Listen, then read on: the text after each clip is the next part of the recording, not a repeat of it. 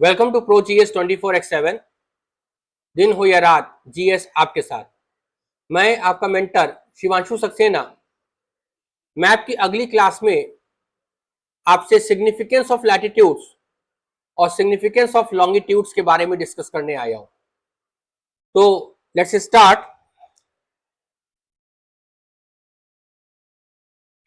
तो यहां पर हम लोग एक डिस्कशन करेंगे कि सिग्निफिकेंस ऑफ लैटिट्यूड्स क्या है। तो मैं आपको बता दूं कि latitudes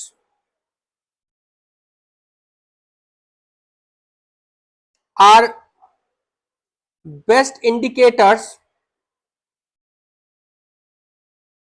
of temperatures of the world. Best indicators of temperatures of the world. कैसे? तो अगर आप देखेंगे कि सपोज कर लेते हैं, यहां पर एक हमने अर्थ बना दिया। ये आपके सामने एक अर्थ है और ये एक हमने लैटिट्यूड बना दिया जिसे इक्वेटर कह रहे हैं। आप सबको मालूम ही है कि ये इक्वेटर है और यहां पर एक लैटिट्यूड है, आपको याद होगा, this is called as north pole और यहां पर this is called as south pole. तो आप क्या करिए कि इस अर्थ पर सनरेज को फॉल कराइए। तो हम एक सनरेज को फॉल करा रहे हैं यहां पर।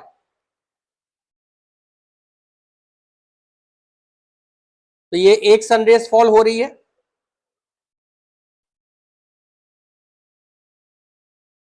फिर ये दूसरी सनरेज फॉल हो रही है, फिर ऐसे ही सनरेज आपको पोल्स पर फॉल करानी है सेम विड्थ की।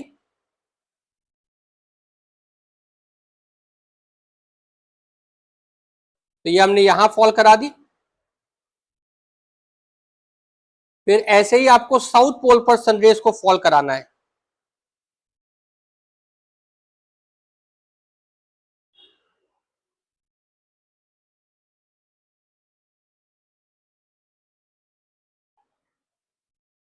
और अब यहां पर आपको एक डिफरेंस दिखेगा,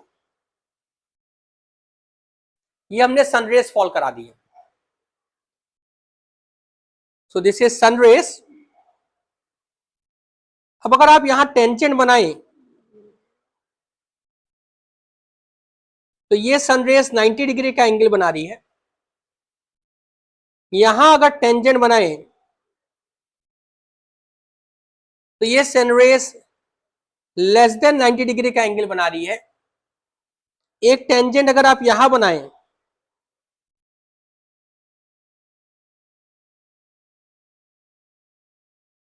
तो यहां पे भी सनरेज लेस देन 90 डिग्री का एंगल बना रही है। तो हम लोग इसे बोलते हैं वर्टिकली ओवरहेड सनरेज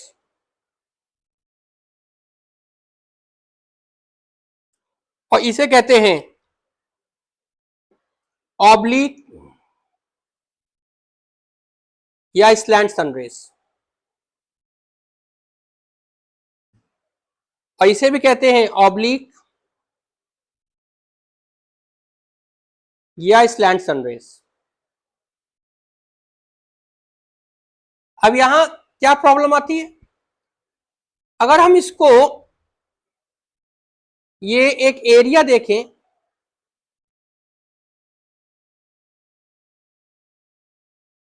तो ये एक एरिया मिल गया आपको, एक ये एरिया मिल गया और एक ये एरिया मिल गया। हो सकता है ये 10 स्क्वायर मीटर एरिया हो सकता है ये 100 मीटर स्क्वायर एरिया और हो सकता है ये 100 मीटर स्क्वायर एरिया हो। सन कह रहा है मैं सबको 100 कैलोरी हीट दे रहा हूं, उसमें मैं कोई भी मतलब यू कैन से पार्शियलिटी नहीं कर रहा हूं। तो पोलर रीजन्स में जो नेट हीट होगी वो क्या होगी, 100 calorie upon 100 meter square area is 1 calorie per meter square. यहां पे भी नेट हीट क्या होगी पोल्स पे, साउथ पोल में, तो आप कहेंगे 100 calorie upon 100 meter square area is 1 calorie per meter square area. और इक्वेटर पर आप कहेंगे कि जो नेट हीट मिली हमें वो कितनी मिली, 100 calorie upon 10 meter square area, तो वैल्यू आई 1 कैलोरी, वैल्यू आई 10 calorie per meter square area. तो आप इस वैल्यू को देख के बताइए कि कहां हीट ज्यादा मिल रही है, इक्वेटर पर ज्यादा मिल रही है या पोल्स पे ज्यादा मिल रही है। तो आपका जवाब होगा हर मीटर स्क्वायर एरिया पर हमें इक्वेटर पर हीट ज्यादा मिल रही है और पोल्स पर हीट कम मिल रही है। यह सबसे बड़ा सिग्निफिकेंस होता है लैटिट्यूड का, जो ये बताता है कि लो लैटिट्यूड्स पर सन की रेस वर्टिकली फॉल कर रही हैं और वर्टिकली फॉल करने की वजह से, ओवरहेड होने की वजह से वहां हर मीटर स्क्वायर एरिया जो में हीट मिल रही वो ज्यादा मिल रही, जिसकी वजह से लो लैटिट्यूड्स पर टेम्परेचर हमेशा हाई होंगे। और पोल्स पर, नॉर्थ पोल और साउथ पोल पर सन की रेस स्लैंट होने की वजह से हमें हर मीटर स्क्वायर एरिया पर जो हीट मिल रही है वो बहुत कम मिल रही है, इसलिए वहां पर टेम्परेचर्स भी बहुत कम होंगे। जैसे अगर आप आज ग्रीनलैंड चले जाएं, यहां पर ग्रीनलैंड पड़ता है, यहां अंटार्कटिका पड़ता है, और मई और जून के महीने में आज चले जाएं तो जहां आपके यहां टेम्परेचर 46 डिग्री सेल्सियस है, 45 है, 47 है, इनके यहां टेम्परेचर मिलेगा 3, 4, अंटार्कटिका में मिलेगा 0 या उससे कम। तो वहां तो जो है ग्रीनलैंड की गर्मी 4 डिग्री सेल्सियस की होगी, 5 डिग्री सेल्सियस की होगी, आपकी गर्मी क्योंकि आप ट्रॉपिकल लैटिट्यूड पर है तो 46 डिग्री सेल्सियस की होगी, 47 डिग्री सेल्सियस की होगी। So this is the significance of latitudes. तो अगर हम यहां पर देखें तो हमें क्या दिख रहा है, हमें यह पता चल रहा है कि एक तरफ लो लैटिट्यूड से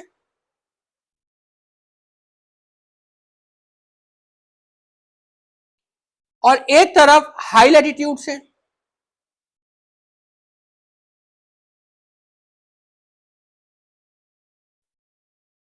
तो यहां पर क्या होगा, यहां वर्टिकली ओवरहेड सनरेज मिलती है हमें, therefore net heat received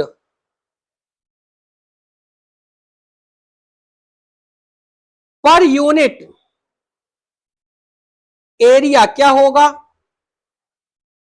high होगा। देयरफॉर यहां टेम्परेचर्स भी क्या होंगे,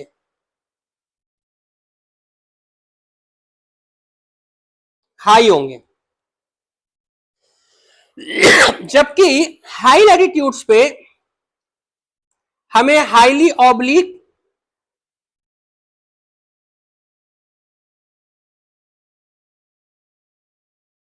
या स्लैंट सनरेज मिलती है। और ऐसा क्यों, क्योंकि जो एंगल ऑफ इंसिडेंस है वो लेस देन 90 डिग्री है, और यहां जो एंगल ऑफ इंसिडेंस है वो इक्वल टू 90 डिग्री था। दोनों में ये अंतर है। तो यहां पर net heat received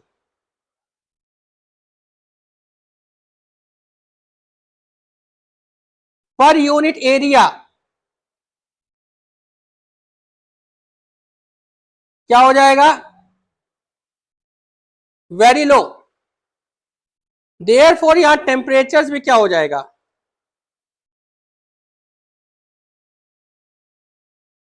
very low. तो इसका मतलब है कि अगर आप लो लैटिट्यूड से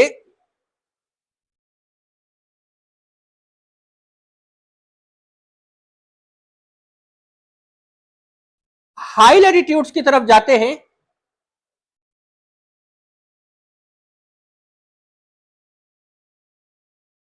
तो आप हॉट रीजन से कोल्ड रीजन की तरफ जा रहे हैं, यानी कि आप हाई टेम्परेचर से लो टेम्परेचर की तरफ जा रहे हैं। मुझे उम्मीद है आपको ये बात समझ में आई होगी। तो यहां पर ये जो लो लैटिट्यूड हम मान रहे हैं, इसका जो लोकेशन है ये हम लोग 23.5 डिग्री नॉर्थ से लेकर 23.5 डिग्री साउथ लेते हैं, और यहां पर जो लोकेशन है उसे हम लोग 66.5 डिग्री नॉर्थ से लेकर नॉर्थ पोल या साउथ पोल तक लेते हैं। अगर आप ऊपर हैं तो नॉर्थ पोल, नीचे है तो साउथ पोल। तो बीच में एक जोन पड़ता है जिसे हम लोग कहते हैं मिड लैटिट्यूड।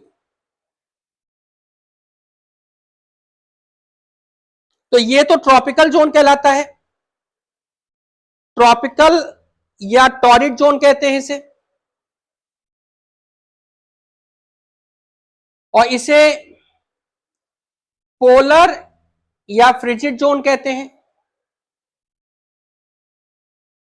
तो बीच में पड़ता है मिड लैटिट्यूड, जो 23.5 डिग्री नॉर्थ साउथ से लेकर और 66.5 डिग्री नॉर्थ साउथ तक रहता है। इसमें इसको बोलते हैं टेम्परेट जोन। क्या बोलते हैं? टेम्परेट जोन, जो दो पार्ट में डिवाइडेड है। एक इंटरफेस इसका जो ट्रॉपिकल से लगा हुआ है उसे कहते हैं warm temperate zone, warm temperate zone जो ना तो बहुत गर्म है ना तो बहुत ठंडा है, और दूसरा जो पोलर से लगा हुआ है उसे कहते हैं कूल टेम्परेट जोन।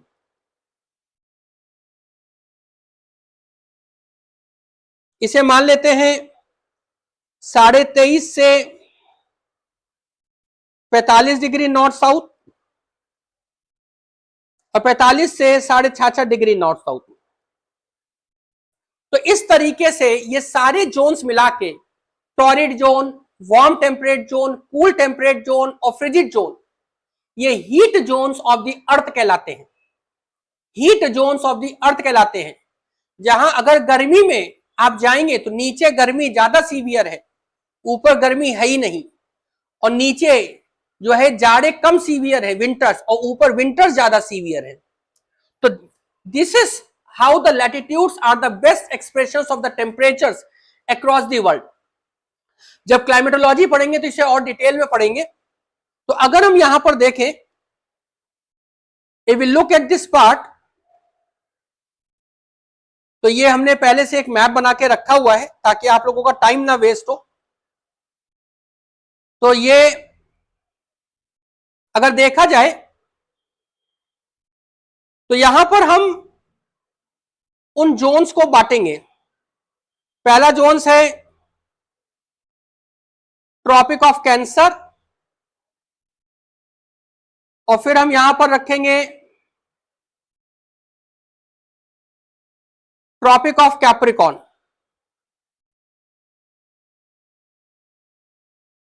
फिर हम रखेंगे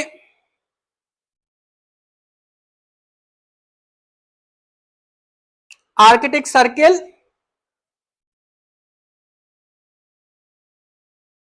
और फिर हम रखेंगे अंटार्कटिक सर्किल।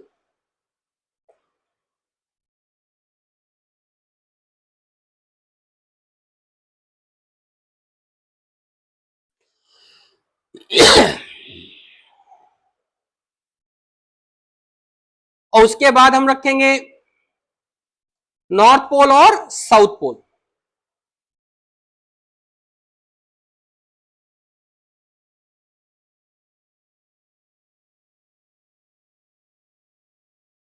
इसको आप लोग भी बनाइएगा तो मजा आएगा। तो 23.5 डिग्री नॉर्थ को बोलते हैं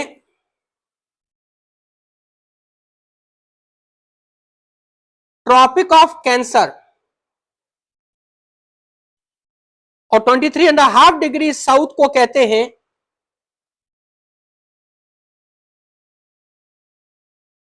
ट्रॉपिक ऑफ कैप्रिकॉन,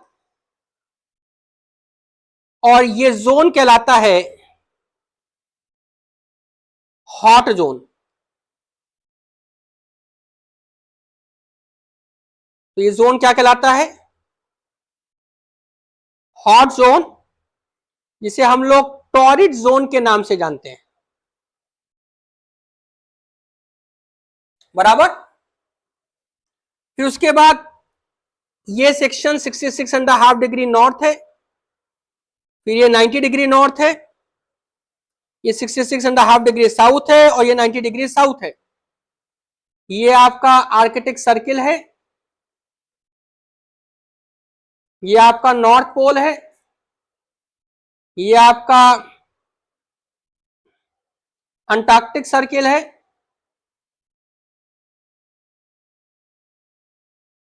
और ये आपका साउथ पोल है। तो अगर आप इस जोन को देखेंगे तो यहां पर है तो पूरा ये टेम्परेट जोन, इस पूरे जोन को टेम्परेट जोन कहते हैं। This complete zone is known as temperate zone. मगर अभी हमने क्या बताया, इसके दो डिवीजन है। एक वो डिवीजन है, हमने कहा इसके दो डिवीजन है, एक जो 45 डिग्री नॉर्थ और 45 डिग्री साउथ तक रहेगा, और हम लोगों ने यहां पर इसको नीचे वाले को बोला है जो ट्रॉपिक से लगा हुआ है, उसे हमने कहा है वार्म टेम्परेट जोन।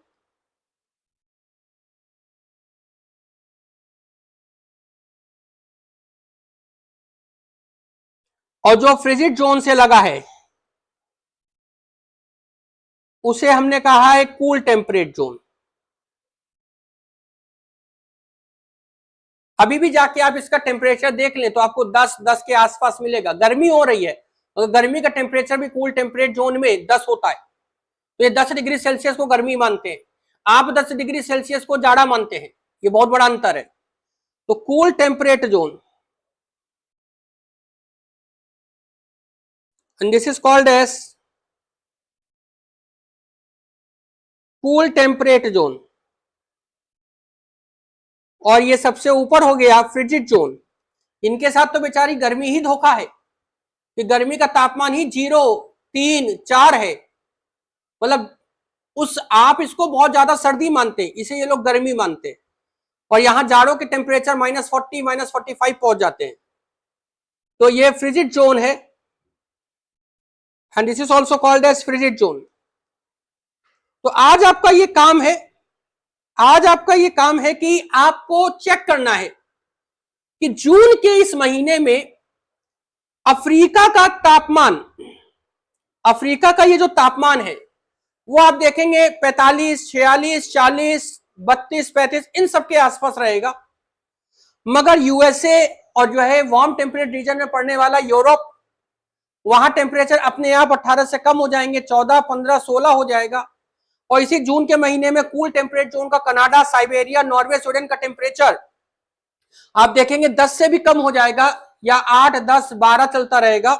और ग्रीनलैंड जैसे जो है क्षेत्रों का तापमान आप देखेंगे जो है 4, 5, 3 के आसपास रहेगा। तो मुझे उम्मीद है कि सिग्निफिकेंस ऑफ लैटिट्यूड आपको समझ में आया होगा कि why latitudes are important. Latitudes are important because it explains the temperature conditions of a particular region of the world. If the particular location is at the low latitude, definitely the temperatures are the higher, temperatures are on the higher side, and if a particular place is on the higher latitude, so the temperature are on the lower side. तो आज की class में इतना ही। Next जो है topic में हम लोग सिग्निफिकेंस ऑफ लॉन्गिट्यूड को डिस्कस करेंगे, और इसी के साथ ही हमारा मैप का फर्स्ट फेज खत्म हो जाएगा, जिसे हमने बेसिक्स ऑफ मैप्स के नाम से जानते हैं, या बेसिक्स ऑफ मैप्स के नाम से मैं बोलता हूं।